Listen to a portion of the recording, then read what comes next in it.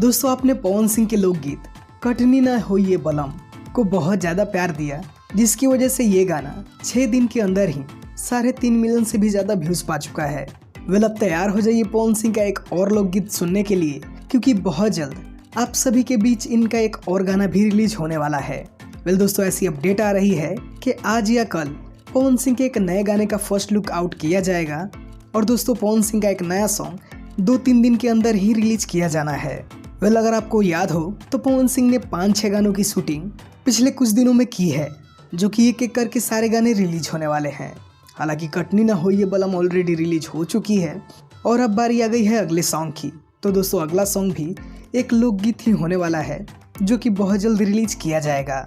Well दोस्तों shooting location से ये एक बेहतरीन क्लिप सामने आई है, जिसमें पवन सिंह एक एक्ट्रेस के साथ मस्ती करते नजर आ रहे हैं। वेल दोस्तों आप में से कितने लोग इस गाने का बेसब्री से इंतजार कर रहे हैं, ये हमें कमेंट में ज़रूर बताएं।